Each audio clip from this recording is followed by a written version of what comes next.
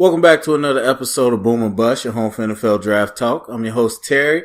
Today, I am talking about the wide receivers. 1 week out, and yes, final thought time. So, wide receivers, this is a little something I've been talking about previously, but they're kind of becoming the new running backs, in my opinion, where people are starting to realize that they're almost a dime a dozen, where you can definitely get really productive and good receivers down the line in the draft in almost any round.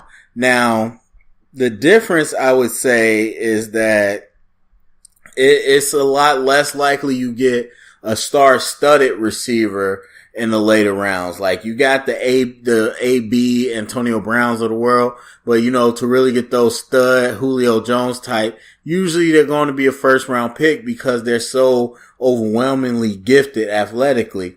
So that's the one difference, but it doesn't negate the fact you can get good players throughout the rounds. And so for me, like I said, the receiver has kind of gone the way of the running back, where the depth stretches out pretty far throughout all the rounds, and that you can see some talent anywhere. And really, I mean, it's a lot because the styles are different. Like, for a long time, receiver was just kind of one way. They wanted receivers to do this list of things.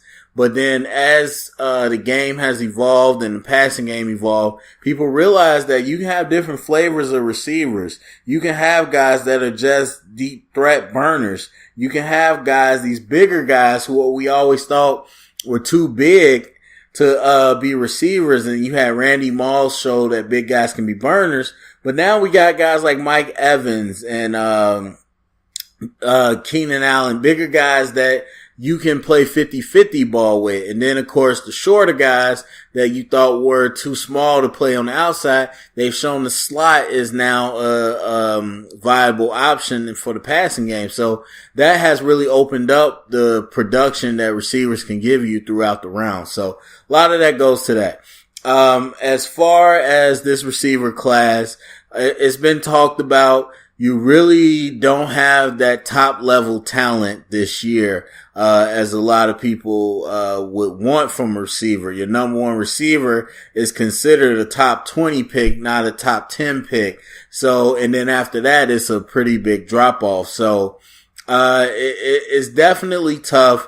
I think for, as far as a grade, I'm giving this receiver class a C, because it has depth, and I think every year we're going to have depth because of what I said, just like running backs. But the top level talent just really is not there. I mean, for me personally, we'll see how it shakes out, but I personally don't only see one or two first round caliber receivers, and the fact that I would take one in the first round, because like I tell people, you gotta look at these receivers and say, can they do something that the other 50 receivers can't do that I can get later in the draft? And really, there's only one or two people that have the full skill set that the other guys don't. And a lot of these receivers fall into one dimensional. So, for me, yeah, it's tough with Calvin Ridley, who I really, really like at the top. Even him, he's just not what people consider a top flight receiver. So it's tough. But as far as the people I like, and there's really only two. I mean, I like a lot of these guys, don't get me wrong, but the ones that I really ride with, you definitely got Calvin Ridley, as I just mentioned. And I don't know, it's hard to poke holes in his game. He's a more slender receiver, and he doesn't have like dominant height, but he's got that old school, West Coast fit where, you 6 foot something. He isn't as strong as you would want, but he's got speed to burn. He's got great route running skills. He's shown good hands. He's shown some good explosion. He's just really, really good at everything, but there's nothing that has popped and wowed people. I think if he ran a 4.33 or something like that, people would have forced themselves to be okay with him and pushed him up. And for receivers, the 40 is important. I'm not saying it's not, But it's just sad that, it takes something like that to give a guy his props. For me, I wouldn't have a problem taking him in the top 15. Top 10 might be a little rich, yeah, but I think he has a lot of everything you want. You just worry about his ability to play against physical corners, and can he be as effective? And I don't think ultimately he's a number one right now. And I don't know too many receivers that come out as a number one, but I think he definitely is a guy that's going to flourish as a number two. And so with that value, people don't see him, that high. And then the other guy is Anthony Miller. I mean, if you listen to me, I make no bones about it. I love Anthony Miller out of Memphis. I mean, he's AB to me. He's got everything. He's got ridiculously, freakishly elite big hands, and it's evident with his one-handed catches. But also he runs great routes. He sets people up. He stems, stutters. He leverages people to get open. I mean, he can explode and go up, even though he's not the tallest guy. He can go up and track the ball very well. He's just got it all, man. And he was a walk-on. He's got that dog mentality that you kind of see out of these smaller receivers, like you saw with a Steve Smith, like you see now with an AB. I think he's got that same type of skill set. And I just trust him. Honestly, I do. I would take him in the first. Anybody would probably tell you that sounds crazy, but I would take him in the first round. I just really trust his instincts, and because of his size and his heart, I think he could win on the outside, but I also think he could absolutely go into the slot whenever you want to and win too. So I really, really am in love with Anthony Miller. But as far as some of the guys I'm not a big fan of or might be risky, I have a hard time with Christian Kirk out of Texas A&M. And this isn't a guy that I dislike, because I personally think as a person, he's a hard worker. He's got his head on right, and he's going to get better. I just don't think he was asked to do much at Texas A&M. And a lot of people are just praising him for something that I didn't see. Like, yeah, you can see the athleticism and whatnot, but I didn't really see him burn anybody man to man. I didn't see a route tree that was that complicated. And I don't know what his ability to explode and track the ball. It's just on tape, I didn't get to see those things, but he brings an elite return ability. He brings that natural athleticism, like I said, and I think he has his head on right to the point where he's going to get better. I just have a question of how ready he is right now, because I think people might be overestimating that just a little bit. Cortland Sutton, I feel the same way. Like the player, think he's going to be good. Think he's just a little overhyped right now. He's all ball skills. I mean, he's all 50-50 red zone jump ball, and I think he moves better than most people, but at the same time, he didn't measure as big as people think. He's not 6'5" or anything. He's 6'3", still pretty tall, and he moves pretty well for 6'3", but he's not some big monster. And so with that, you would like to see a little bit more of his route running, but to me, it's very pedestrian. And so I think he'd get better. Another kid, really good leader, loves the game. I think he matured in college. Like, I like a lot about him. I just don't know what his physical limitations is.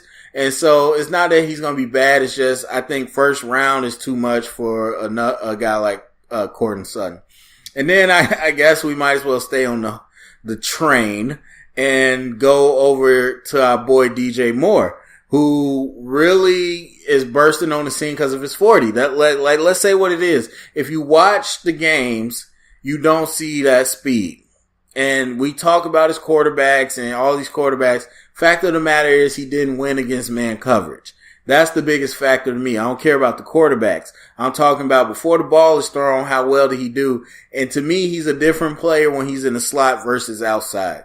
So if he's a slot player that's going to be great, fine.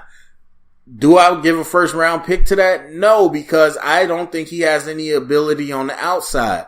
And he had too many drops. He's not a great blocker. I just think the 40 is overshadowing a lot, and people might be pushing him up to a position that he's not going to be able to return the value at.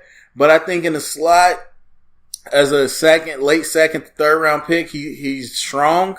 But people are pushing him up to be some type of number one weapon, and I don't think he's going to be that. And then lastly on that risky train, I'll probably say DJ Chark. Another guy. Now, it's the same thing as Moore, where the 40 got people hyped. But DJ Chark showed out at the Senior Bowl as well. And he's a big dude, 6'3", 200, a lot of speed. And he also came from a quarterback that didn't really give him a chance. Now, the difference is, if you watch DJ Chark with out the ball in the air, he has beat people. He just didn't have a quarterback that could get it to him. So that's a whole different story to me. And so, yeah, I like DJ Chark, but you are kind of taking a risk because you just didn't really get to see him put it on tape. Let me go back. I skipped a guy that I really, really like. Equanimus St. Brown out of Notre Dame. I told y'all, I fall in love with Notre Dame guys, but 6'5", 200 pounds, fast. I think a vertical threat if you ever saw one. I think, it was crazy how coming into this, I'm like, I saw him, my eyes jumped out of my skull. I'm like, whoa, who is this guy? How come I didn't hear about him? How come he's so low in these rankings? And then all of a sudden out of nowhere, he started becoming the guy, like right before the combine. Then at the combine, people like, yeah, he's the guy. He's another type, first rounder. And I'm like, where did that come from? Y'all didn't really give him any praise. Now, his production was low. And that just tells me people look at numbers and just go by that. But his production was low. But like I said, with the O-line at Notre Dame, they didn't have a quarterback to give him, things in motion. So I can't hold that against Equanimus. I see the ball skills. I see the speed. I see the size. I'm super excited. It's tough to say, I stand by him like I do with the other guys, but I really, really do like him. But last risky guy, there's a couple risky guys, but the last one I think is real risky is, not risky, but this is one I don't really like, and that's Alden Tate. Alden Tate is a big boy, 6'5", about 230. I just didn't see it in his game. I didn't see a urgency. I didn't see a passion. I didn't see skills running routes. I didn't see agility, speed, nothing. He's just a big dude that if you put the ball up, he might win the ball. And I didn't even see him do that particularly well every single time. So I don't know, man. It's tough with Alden Tate. I really don't see him being good.